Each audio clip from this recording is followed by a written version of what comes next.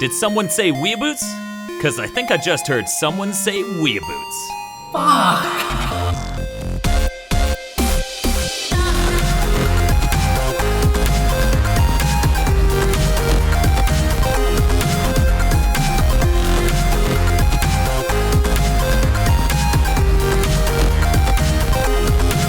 Welcome to another episode of WeeaBoots, the anime review podcast from GigaBoots.com. This is Dan Video Games, and with me is Bob and Jay, aka Hail Zeon. From Hail Zeon. Yes. And welcome to the new season of anime. Oh my God, it has ended. The terrible quality drought has ended. Yeah. Oh my God. Last season was really, really bad to the point to where we're just like running into Drek a lot sooner, and us just fucking scrambling like let's just watch Project Echo. Fuck it. We'll hide in the past until the present time is better. Yeah. So yeah, we're on this new season, and we got off to a really good start. But before we get to that, Jay, I heard you watched Ava 3.33. How did that go for you?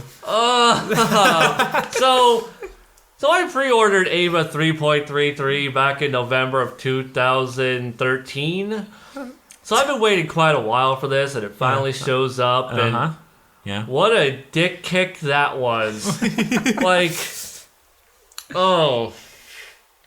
Yeah, that movie is goddamn terrible. And this is coming from someone who loves Ava hardcore, like deep down. This has like a deep love for Ava. I mean, he's got the razors, he's got the popcorn bucket. Yeah, it's like, Bob told me it was bad, but I'm like, well, Bob isn't an Ava guy that much. I don't respect Bob's opinion. Well, Bob does tend to like anything that gets kind of rambling. He does just kind of go like, oh, it's pretentious bullcrap, and he just. So I'm just like, okay, maybe he just got like super artsy. And maybe an hour of it is Gendo talking to Shinji about the I don't know, like like to break down like the framework of that movie without spoiling anything. The first 15 minutes is kind of sort of catching you up in like what happened in between the two movies, which apparently a lot happened. And it doesn't really catch you up. It's just kind of like, this is the new status quo. Oh, okay, that's a thing now. That's the first 15 minutes. Then the next hour of the movie is dedicated to Shinji and Kaoru's like gay fanfic. Good. And then the last 10 minutes is the climax of the film, which is like it blue balls you. It's like trying to get you off to the climax. Like, nope, go wait 4 years for another movie, and I'm like, no, I didn't come yet. So did you scream that out loud or just think it very loudly when that happened? I don't know. Ava 3.33 was such a goddamn blur. Okay. Well, we watched a good anime. We did! Spoilers. Yes. This anime is actually good. Yeah, we finally got back to doing good anime again, which makes me happy. Yeah. Oh man, I thought the Japanese name was down here somewhere. That's weird. Way to fuck that up, Dan. I originally wrote it under the mangas, but then I realized it was the manga of what we just did, so I was like, surely Dan's wrote that somewhere. I was like, Bob had it there, and I saw that, and now I'm seeing that it's not there anymore. Okay, the American or English or shorthand name is Erased, but the original Japanese name is Boku dake ga inai machi, which translates stands for a town without me. Which is nothing like the word erased. I don't know where the hell they got that title from. Which one, Erased or the other one? Erased, because it's like, you look at that and go, yeah, we're just going to call it Erased. You're that asshole who's watching the movie Jumper going, he's not jumping. I'm pretty sure in the movie Jumper they jumped a lot. I didn't watch it. No, literally jumping up and down. Oh, okay. No, it's just like, come on, Joseph Gordon-Levitt. No, I don't mind there's like a lack of actual erasing going on in the series. I'm talking about like they took this name and they went, for the English version we're just going to call it Erased because that's a long title. It's hot. Yeah. That definitely works better than the long title. I mean, well, the thing is, there's definitely more marketable. Right. Definitely sounds neater. I don't think like the town without me though is it's not marketable. I'll give it that. Absolutely. Really? Mainstream people. I don't know, because I feel like the word, like a title like Erased, like I mean, like It sounds like Jumper, which is marketable. man, people are fucking stupid. Let's just continue. Yeah, we're in an era of movies that have one word in the title. Next year's Fast and Furious will just be called Furious. I mean, they've already just been called Fast, right? No, Fast Furious. Oh, and the okay. Furious 8 or whatever. Yeah, like Furious 7. Yeah, Furious they've 7. actually just been calling them Furious now for like the last couple installments. Right, Fast 5, I think, is when they started. Fast 5, yeah. Fast 5 and then Furious 6 and Furious Well, I mean, 7. it started with Fast Furious or whatever, Yes. whatever they did. Yeah, The Fast and the Furious. Yeah, the Fast and Furious. And And then it became Fast and Furious, yeah. In any case, let's talk about anime instead of Vin Diesel's career. But I want to talk about Street Sharks and Toy Okay, let's Fair talk about Street Sharks at Toy Fair. Those look like pretty cool action figures. from 1994. Yeah, oh yeah, the coolest. I think Street Sharks is the future of anime. I think Vin Diesel is really, like, his career is so intertwined with anime that you can't talk about one without the other. That's fair. That is completely fair, Bob. Has he ever actually been in an anime? Fuck no. Well, not They did- officially. They did the Riddick anime thing, didn't Oh, they? So he there's probably that. was in that. Well, the thing is that was like Peter Chung or whatever. So it's Oh god, it was. I thought there Yeah. was another compilation, so just one was him. no. It's Okay. Yeah, it's an entire thing directed by him. So it's actually an American production from the ground up. You've been tricked again. It was a super good movie though. Like it's actually better than a lot of the other ones. That he's But let's talk about Erased. I'm here to talk about Erased, not Vin okay. Diesel's career, as I just got done saying. The director on this is Tomohiko Ito. Directed Sword Art Online 1, 2, and Erased. And the assistant director of The Girl Who Left Through Time, Death Note, Summer Wars, and Neuro, Supernatural Detective, all of which are TV series, Yeah, except for The Girl Who Left Through Time, which is a movie. his assistant In Summer directing. Wars. And Summer Wars, sorry. Yeah. His assistant director credits are a lot more impressive than his actual directing ones. I don't know. I mean, I know you don't like Sword Art Online, but I wouldn't say it's poorly directed. Would you? Yes. Okay. The pacing is horrible, and like thing is like there's nothing really that interesting in how it's directed is my thing. Like you know, because everything everyone ever brings up, it's like, oh well, they have like all these little digital aesthetic stuff, like when they bring up like the menu stuff, like that is stuff that is just completely inherent to the material itself, not how it's being directed. Well, I mean, it's this all honestly from- honestly this is directed way better. Yeah. I mean, all that stuff they did have to make themselves for the anime because it was a novel before. They had illustrations, but they didn't have straight up. This is how the both menus work. But anyway, that doesn't matter. We're not talking about Sword Art Online. We're not? I feel like we said the name enough times. Everyone take a drink. You know how the WeeaBoots drinking game goes. Jay and Bob disagree on Sword Art Online and skirt around punching each other. But, Also, Yakitate is great. Double down. and Nichijou is too. As we try to murder our fan base via alcoholism. In any case, the original creator is Kei Sanbei, which did, who's the mangaka on Hotaru, which is a hentai, and Kamiyadori Morio no Yurikago. How come I had no problem with that, but Tomohiko Ito, oh, no, actually it was the name of this anime in Japanese that I had trouble with. Whatever, in any case. Yeah, and also, of course, the original creator of fucking Boku Dake ga Inai Machi. Yeah. So, Yeah, I don't think any of the other mangas have become popular in the States. I don't know if they've been brought over or not. well, that's because this is the first one that the OC is putting their heart into. They put themselves into it so that people can know them through their material. But that's beside the point. Let's talk about animation production. Animation production is done by A1 Pictures. They've done a lot. Which brought us A1 steak sauce, the best steak sauce in all of anime. This episode of WeeaBoots is brought to you by A1 Steak Sauce. Be sure to try it on your Pocky and your teriyaki. In any case, they did Birdie the Mighty Decode, Black Butler, Blue Exorcist, Fairy Tale, and Gate. Yep. Which is, I am assuming, the sequel to Steins Gate, where they just have the title out. Aggro was actually talking about Gate earlier today. It's like, oh, I think there's a new episode of Gate out or whatever. I'm watching some Gate porn, and Jay's like, that's cool. Is that based on Gate? And he turns and he's like, yeah, Jay, it's based on Gate. But yeah, I've been watching it. It's pretty fun. Okay. I don't really know much about it. I've seen Black Butler. I mean, Black Butler's like the only A1 picture series I've seen that I really like. I really need to see Birdie the Mighty Decode because I hear it's really awesome. It doesn't have an ending. Not surprised. Weird. Hopefully that isn't a thing going forward. So in any case, let's talk about this series. This series takes place in modern day. It is. And our main character is a pizza delivery guy. Yeah, he's a 29-year-old pizza delivery guy who is an aspiring shitty mangaka. Or, like, yeah, exactly. Like, he apparently gave up on that a little bit ago to some extent. Mm-hmm. And he has some sort of articles about him online, so one wonders what he's made. Yeah, but he's also very cynical. Very, very goddamn cynical. But yeah, he apparently has this power to detect when something will go horribly wrong, and time itself reverses to the point where it is preventable. They show that off in the first episode, and he stops a car or a truck from smashing into a little boy by driving up next to it and veering the steering wheel, causing it to crash into a warehouse. / him.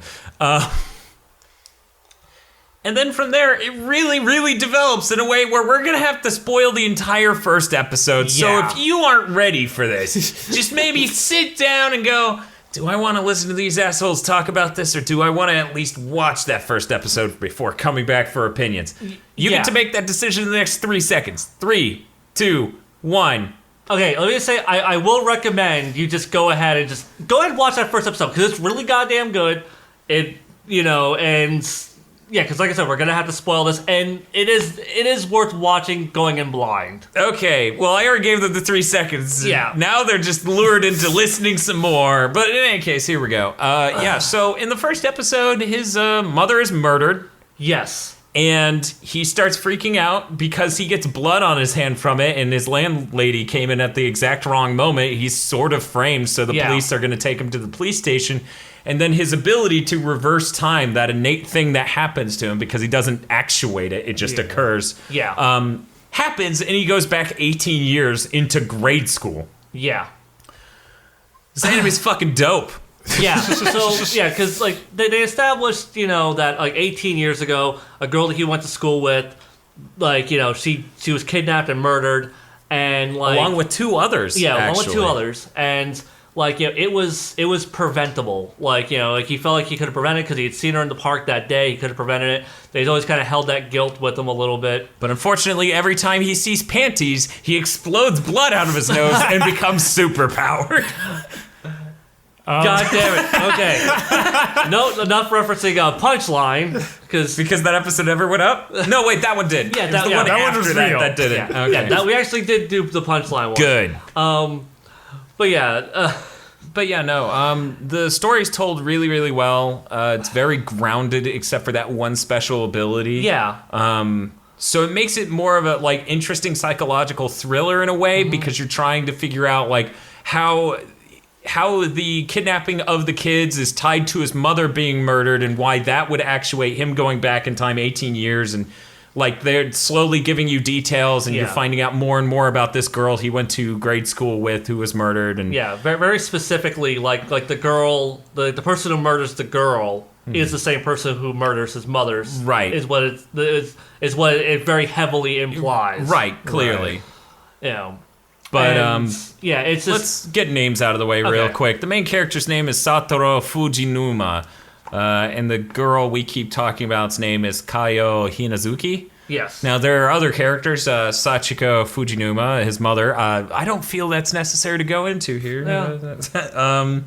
And Airi Katagiri, which is his coworker. Yeah. Right, and she's in the modern day, so it's weird. They spent a lot of time in the first episode kind of introducing her, and then we go to the past and like the beginning or the end of episode 1. So I have to wonder if And she would be like 7. she wouldn't Yeah. even be alive yet because Yeah. she's 16. Oh, that's Yeah. right. Okay. Yeah. She's a 16-year-old high school girl. Sorry, I swapped the numbers of how old he was and how many years he went back. Yeah. Right. Yeah. So she wouldn't even be born yet. So it's kind of weird that like they've established her so thoroughly, because it does feel like at some point, like I'm assuming at some point he's gonna end up going back to the present, and she's gonna end up being relevant again. Now, here's the interesting thing that you should know going into this anime. There are 7 volumes of the manga out. Yeah. It's still ongoing. That is worrying. And this Yeah. is only greenlit for 12 episodes. Yeah.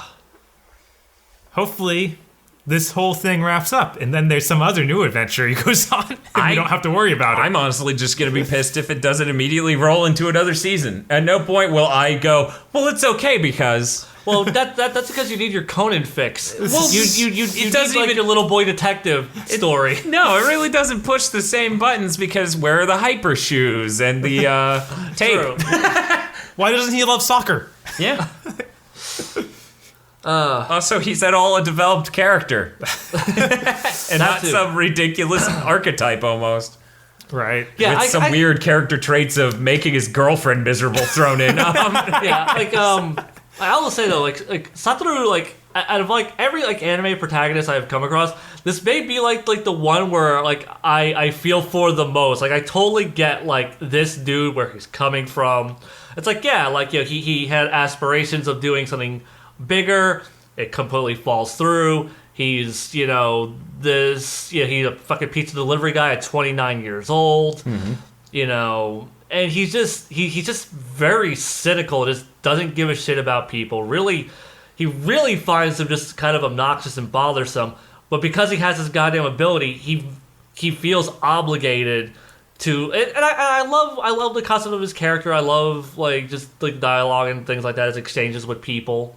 Mm-hmm. He definitely is not your typical anime character. I mean, he's over the age of 18. That already sets him quite far apart from the typical. Yeah, especially when you consider that. Like, and they do have like a high school aged girl, so they could have made him high school age if they wanted. They could have. They could have had him, be high school age and her just be a little bit younger or whatever, but they didn't. And yeah, I really appreciate that they just went for a full adult protagonist. I mean, the thing is, this anime is clearly more intelligent than most animes. It's more grounded. Yeah. And interested in character development and,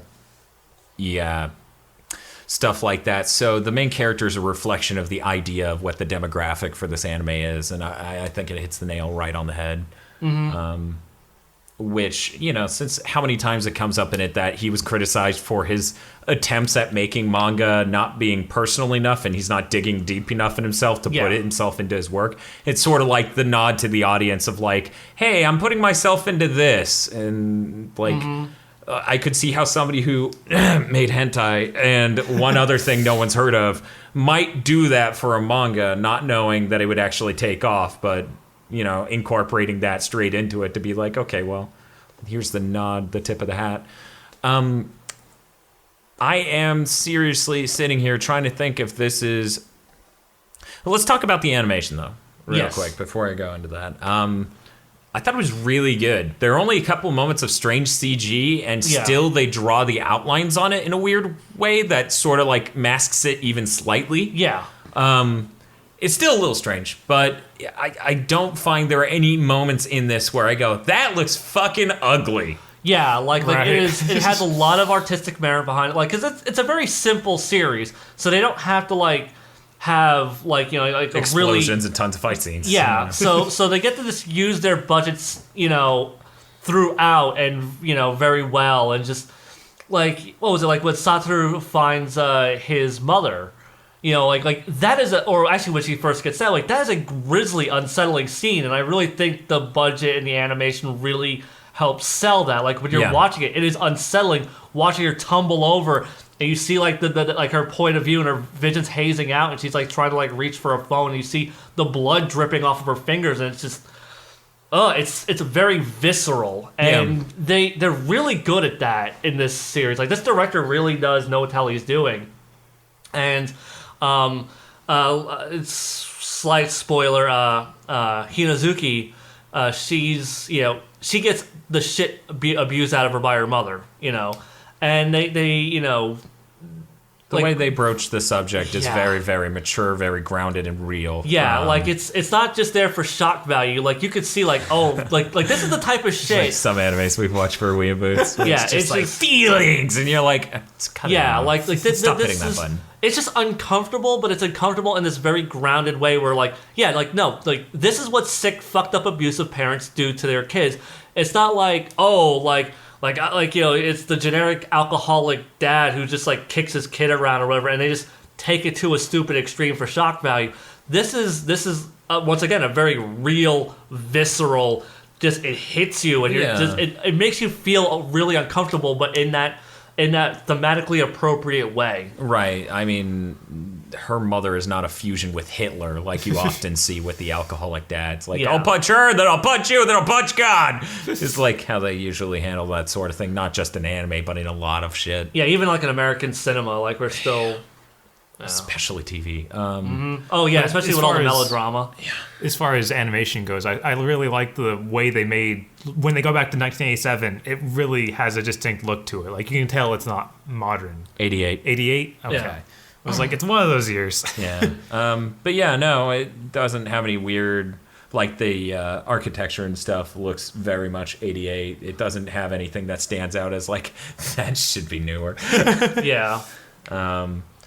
But yeah, I really do like how the series carries itself. Bob, what do you personally like about the series, or what do you like? What express feelings? All right, I think it's really good. Like I've enjoyed it a lot so far.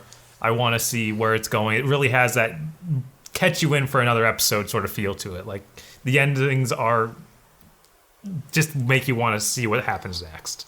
Yeah, It's not like a cliffhanger or something like Ava we were just talking about. Yeah. But it very much is building on things, and there's constantly introducing new elements to it.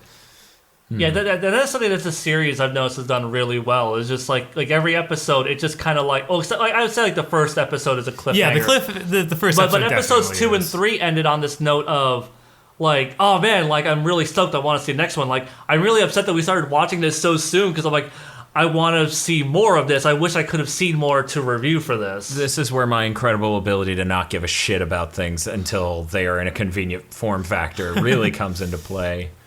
It would actually be pretty cool if, say, like American television does, if I could buy a season pass for this on iTunes and just get it as it comes out. Right. That shit ain't happening. Nobody's announced bringing this over, right? Not yet. I don't think. We're only 4 episodes in as of this recording. So. Yeah.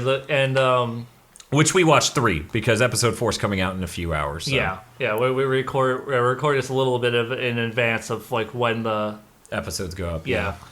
But yeah, just I definitely see this getting licensed. There's no way in hell this isn't getting licensed. Now, whether it gets licensed by Funimation or Sentai, I'm not sure which one. It's kind of a 50-50 because this seems like something that both would go for. What was the last grounded, good, and like mentally capable series that Funimation licensed? Steins Gate. Other than Steins Gate. Oh. And wasn't that like years ago now? Yeah, it was a few years ago now. Like Steins Gate's the one that stands out to me, but I do know they've picked up others.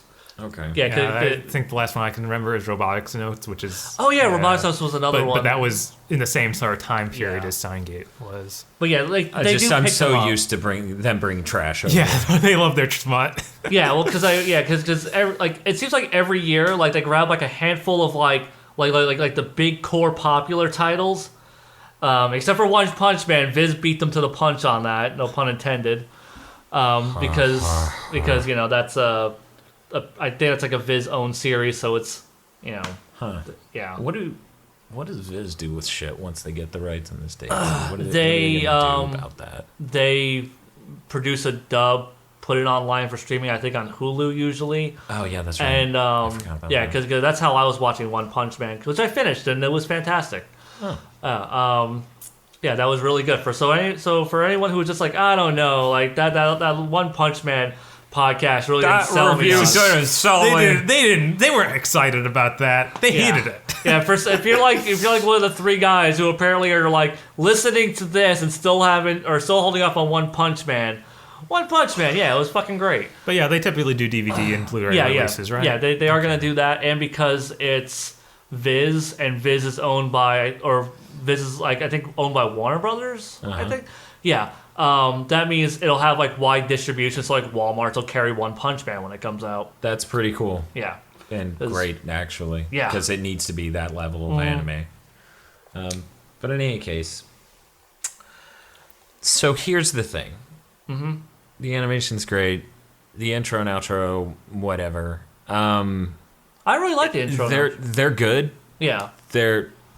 I mean, the thing is, right, like, this is when we're going to get into something strange. Intros and outros for anime, the metric by which I measure it is sort of incompatible with this sort of format where I kind of measure it by, like, fantastical animation and catchiness of song. I don't think, like, super catchy music. Like, imagine Zam's intro going to this shit. That would make no fucking sense. Yeah. So, like, the criteria with which I measure an intro and an outro doesn't really apply here at all, because it would just clash with the source material. Right. So with that understanding, yes, it's a really good intro and outro, but it doesn't rank for me just because it's not that. See, like, I thought, like, visually, the intro and outro were fantastic. Like, especially, like, the outro, because, like, there's so much animation going on in the outro. Like, you don't especially get that for an ever. outro, Yeah, it's really weird to, like, really see that kind of level of detail put into it, and effort put into it. Asian Kung Fu Generation is does, like, the intro title song, and their Asian Kung Fu Generation. They're good. Basically, it sounds like a watered-down version of Rewrite, which was the last ending theme to Full Metal Alchemist. Yeah, go ahead and tell them what the Asian Kung Fu Generation has done. Oh, they did, Naruto. they did like the second Naruto intro. They did which Bleach intro, Bob? One of the Bleach intros. Yeah, they did they were very prevalent around like 2003 to 2005. Like, they did a lot of anime intros around that time. Like, they're kind of like one of those go-to guys. And I haven't really seen anything with them since then. And I was listening to this, I was like, oh, it sounds kind of like, it sounds a lot like Rewrite. And then I see Asian Kung Fu Generation, I'm like, that's why. Because it's Asian Kung Fu Generation. There we go. Yeah, that just makes sense.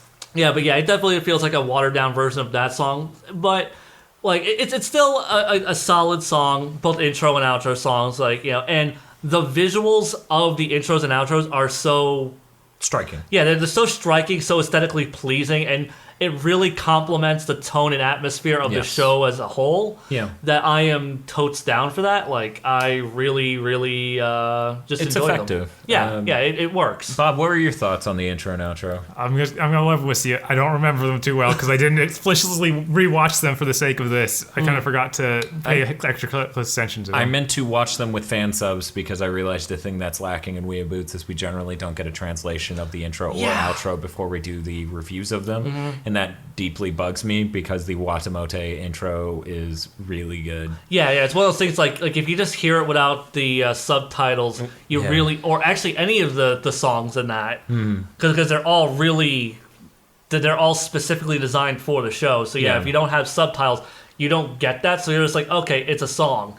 But whenever you have it within the context lyrically of what they're saying, you're like... And it works on two levels. Yeah. Because not only does it sound like a theme for that anime and for that character's psyche. Yeah, I can guarantee you, though, Erase theme, there's no way in hell this was made for the show. Like, I don't see Asian Kung Fu Generation making a song like this for Erased. Maybe the manga blew up insanely and they were like, hey, compose a song for Erased.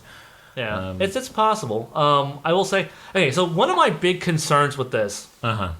It is a mystery anime.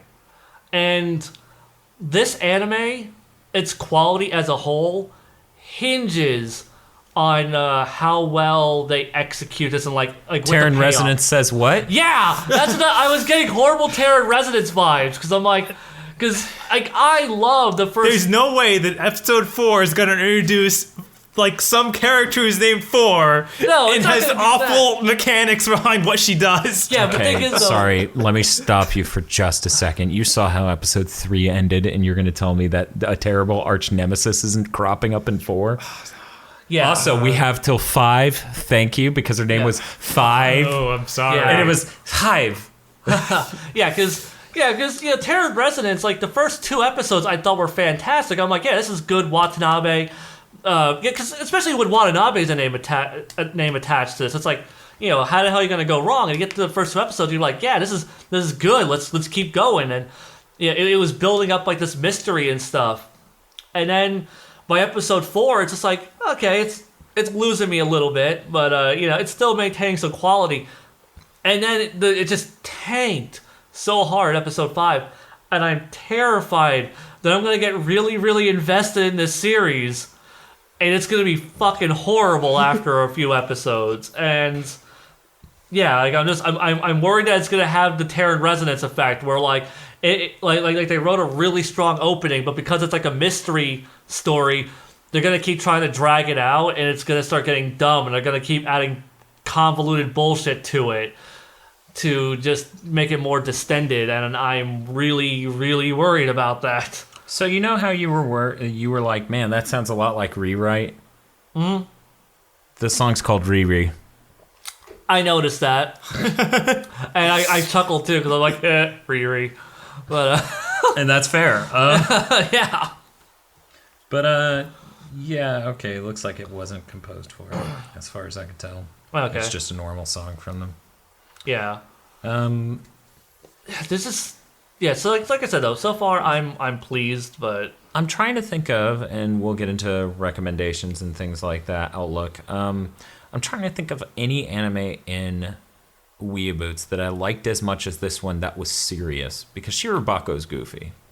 Or not Shirabako, Barakamon. Barakamon. Yeah. Yeah, that's a pretty goofy anime. Yeah, that It's has lighthearted obviously- feels anime. Yeah.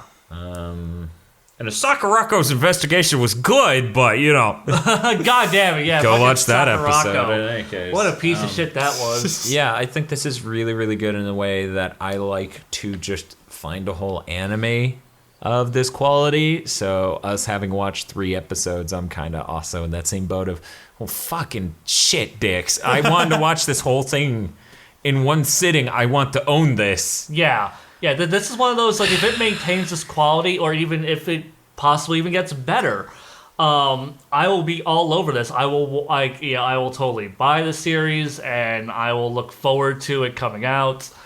But yeah, like, we've definitely never really reviewed anything that was this tone of serious and grounded, while also being this quality of good. I mean, this is kind of like, tonally speaking, kind of like Space Brothers, but it's got that thriller murder thing Right, I going mean, Space on Brothers never gets into, No. oh man, who's gonna kill him? Right, no. It's just that character development heavy in this, Right. and that grounded in, like, serious events and things like that. In fact, if anything, Space Brothers is slightly more goofy than this, just because the main character is an idiot. Yeah. But yeah, I do like this. I'm really pissed that it's only greenlit for 12 episodes at this point. That's not okay for me. I'm probably gonna end up reading the manga as soon as the anime ends. Right. And Well, I get a copy I'm wondering of if that. the anime is going to have, like, its own anime exclusive ending. Because... I feel like we haven't done that in so long. Like, Yeah, but I mean, it's also... Wait, have we? It's less common, but it still happens. 'Cause, I mean, Black... What's the Yeah, most like- recent one? I mean, because, then? like, Black Butler is a good example of one that did that. It had its own unique ending. wasn't then it had a Black season. Butler from like from 6 years ago or something? Yeah. Isn't that like? I mean, not the same time as Full Metal, but only a few years after that. Yeah, it is just a few years after Full Metal Alchemist. So I'm trying to think, like, how commonplace it is. Yeah, the thing is, though, I mean, I don't know, like, how to feel like, because we may end up just not getting an ending at all and just getting the finger instead. Yeah, I mean, And- that's, Black Butler was 7 years ago Oh, wow. in gosh. Japan, obviously. Yeah, geez, that's... Yep. Still, and then again, when I think of Full Metal Alchemist, that was fucking 12 years ago. 12? 2003. jeez. That's when it came out in Japan. That would be 13. Oh, 13. Oh, God. It's 2016. Damn, why did you tell me tomorrow? Why did you tell me it was the fucking future? Hey, Jay. Uh-huh. It's the fucking future. Where the hell's my hoverboard? Oh, they blow up, so you don't want one. I don't give a shit. I still want a hoverboard. Drop me on a hoverboard with no feet. It's fine. Yeah. But yeah, I'm kind of concerned, though, because like I said, like, the manga's still ongoing.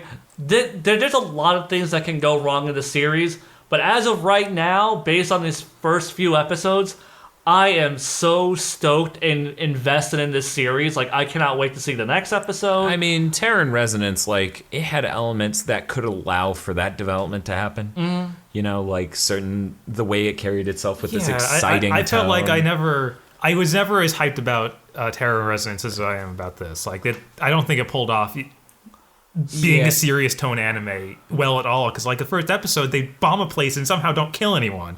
Yeah. Yeah, I mean, it's true. They really pulled their punches on that. And yeah, if you're interested in all three of our opinions on Terran Resonance, go watch that episode. It's from a little over a year ago, but it's still worth listening to. But yeah, I feel like for this to do that would be absolutely insane. For it to turn into the Terran Resonance problem of 5 and stuff I just feel like, because as they start unfolding the mystery, it could just start getting really stupid and stop making thematic sense. Like, it could go that route, and that's okay. So check it out. If it's that someone else also has the reset power, and they're trying to kill his mom to do something to him, that's its own thing. Yeah. As long as it isn't like, I'm a spirit that's immortal and have been resurrecting through time a billion times because I hate you, main character. That is when we hit Terran Resonance levels. No, that's Final Fantasy 13. Jesus. Yeah. 13-3 or 1? 2 and 3. God damn 2 and 3. Those are so fucking stupid. Jay, have you seen the ending to 13-3? No. You owe it to yourself because it is so up its own ass that knowing nothing about it, you're just like... No. Why are they flying through space? No. Why is this Ava? Are we in instrumentality right now? No. No, it's really incredible. You should watch it. You should all watch it. That's my most recommended anime this season. The YouTube video that is the ending of 13-3. And you fucking watch it and you're like, 13-2 sets up for this, right? And Bob goes, no. And then I watch that ending and I'm like, he's right. This is totally, completely different. These characters aren't even the same people. It's amazing. Fucking that thing. Like I said, it could just completely derail. So if they do add in something really dumb, like, because I really do want just a straight up, a more straightforward murder mystery, and if it is just so happens that the killer has the same type of time travel powers, except his are like, it's the Thwart people, like, main character guy or something, then I'm going to start getting really pissed off because, like, I really want this to be a more straightforward, murder mystery with just this time travel gimmick for this character. You can develop another character having the time travel powers in a way that isn't terrible. I mean, look at the girl who leapt through time. She had the time travel powers, and then it's explained in the ending, and then it's explained the relationship and why her traveling is bad and that had to stop or whatever. Yeah. And like, that sort of thing can happen here and it'll be okay. But if it is, I traveled through time to kill you, main character coon, I would really hate that, and that would be bad. Yeah, and then they can get into like a really dumb psychological mind game where it's just like, this kid... We each have to keep traveling through... It can become Back to the Future 2, where they can't get the dad's actor to return, so they kill him. Well, yeah. Also, okay, the one thing I have an issue with is this series, is Hinazuki, like, she seems way too goddamn smart to be a 10-year-old. Which implies... that she's a time-traveling wizard? No. No, it does that. But yeah, she seems to know a little bit too much when they first met there. It was like, she seems like way too intelligent for her age. And honestly, I think a lot of the kids are a little too smart for 10. I feel like if they were like 14, 15, this would be a bit more excusable, but it really just... I don't know, like, most of his friends seem dumb as dirt, except his one friend who is the smart friend. I don't know, like, I mean, kind of like that one kid, like he intentionally loses the race, and then, like, the kid could tell. And it's like, kids are dumb. Kids don't pay attention to that kind of shit. Okay, you are underselling kids. Yeah. You just are. I've known literal geniuses throughout my life who were that level of emotionally and mentally mature at young ages. And those same people are the ones who are horribly abused. Like, physically and otherwise. Yeah, I mean, like they exist. It's not like, it's like, this is kind of like the discussion about like, oh, this is so exploitatious to have a chick with big tits. It's like, chicks with big tits are real. Yes. We can have them in fiction too. Stop being so up your own ass about your smaller tits, which, to be fair, ladies, not everyone wants to break their hands. Yeah. I will say, though, like, I mean, yeah, I'm not that upset with Hinazuki. Some people, Jim Ratgazer, do want to break their hands. Just, I know he gets upset when I imply that there isn't anyone else. That there aren't people who want to die on that hill. But yeah, But yeah, I mean, I talk to kids at my job all the time, and yeah, there are lots of them that are really bright, and there are lots that are really not. It's just the way like, it is. Where I kind of draw the line with Hinazuki is only because she starts like dissecting Satoru as an individual, and that just seems a little beyond that of a 10-year-old, specifically like a 10-year-old. You mean when people realize that other people are faking it? Yeah. If you spend enough time looking at someone, you can notice that sort of thing. And I noticed things like that as a kid. Yeah. And like I mean, with Hinazuki, like it's not that bad because like she does have like this backstory that would imply like she would need to grow the fuck up a lot sooner. Yeah. And make her maybe observe and like maybe be more judgmental of the people around her. She closes herself out from other people, so she's defensive. So she observes them more. Yeah, it just seems like like when she starts like breaking down Satoru as an individual, like that kind of blindsided me a little bit. And her backstory does help subside some of that. Right. I mean, if Katagiri did it, the coworker from the pizza joint, that would be super like. Yeah, because she comes off a lot ditzier, but it just seems like as far as kids go, like I don't feel like they talk like kids. Because I mean, like yes, kids can be smart. It just I feel like as considering they're all 10-year-olds, they all talk like a little like they're a little too observant. They're a little too intelligent for their age because they're all kind of like that. It feels like I think they're like 3. I think they're like 3. 3? The 3 kids who are perceptive. Yeah, right, like his blonde, like I said, his blonde hair friend, but his other friends really aren't like. I don't know, kind of daft bastards, actually. Yeah. They're like, oh, you like her? Yeah, I go set you up now. Yeah, but I mean, like that's something that even friggin' high schoolers do. Yes, people are stupid throughout time. Is my major point here. Okay, good point. Genius people are often the same level of genius as they are as adults, as kids.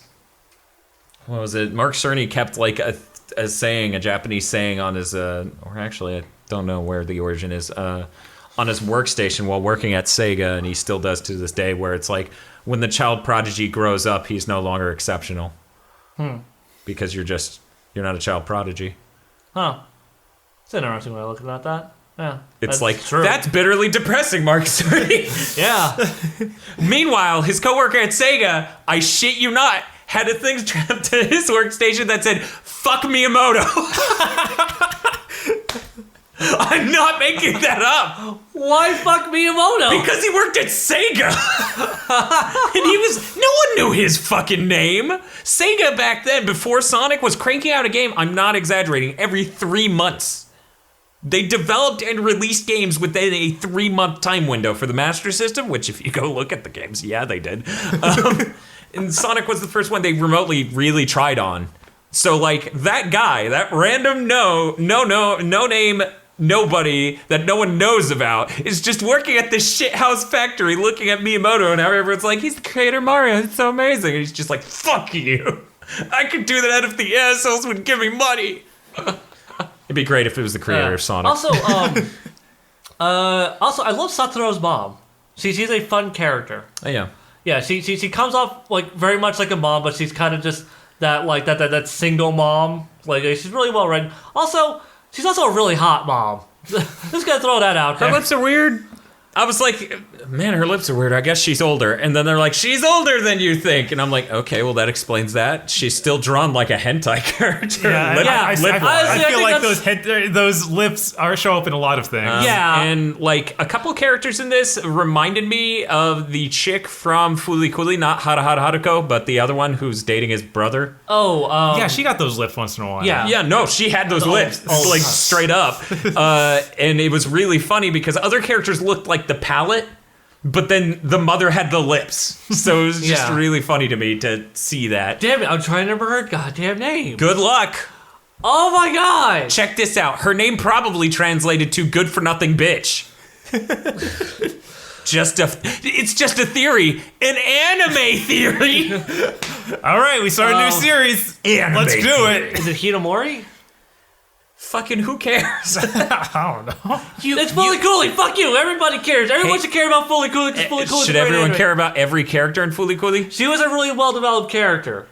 She was a piece of shit. She was, but that doesn't mean she was a terrible person. She wasn't a terrible character. Hey, what's the name of the bright kid who isn't like damaged girl or a main character in the grade school? Huh? You know, in that Blondie? the anime we're talking about. Yeah, what's Blondie's name? Blondie. Oh, okay. He released several hit albums. He was like, call me! Call me! Anytime.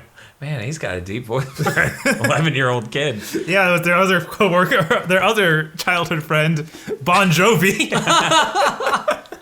Jolna Bon Jovi! But yeah, no, really good. Yeah. I cannot recommend this anime highly enough. Yeah, it's maybe like the best thing we've watched on WeeaBoots, unless it's turned into a complete shit show by the end. I better not become the Ebert of this series, because every time you guys are really mean on a series, I find that, weirdly enough, I end up being the guy who's like, no, it's trash, watch it. Because, like, if it's far enough in the shit direction, go ahead. But I feel like I'm too positive about many of these. But then again, we watched Little Witch Academia, and I was like, Yeah, you were the sour apple. Yeah. there you go. Yeah, Fuck, I am Ebert. Yeah, seriously, because we're like, yeah, it's a cute, fun witch series. You're like, I hate cute and fine. That's how that went. Like, I hate things that are adorable. Give me something cerebral. Little girls, why aren't they fucking? Dan, you're a monster. You know that, right? If we have recordings, you know this goes up on the internet. Yeah, no. But yeah, I always feel weird about that. In any case, cool, yes. Erased. Super awesome. Hey guys, guess what we're watching for next week? Komugi R? Nurse Witch Komugi R. So Yay. watch that and join us next week for that. See you then. Thanks for listening to this episode of WeeaBoots. Go check out our video game coverage over at GigaBoots on YouTube and consider supporting us via Patreon so we can continue making WeeaBoots. Jay from HailZeon.com is HailZeon on YouTube, and our theme song is Android by Luckhash. You can check out more music from Luckhash at www.luckhash.com.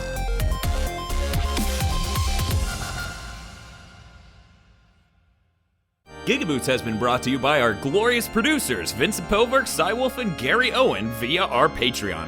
Consider becoming a GigaBoots patron today.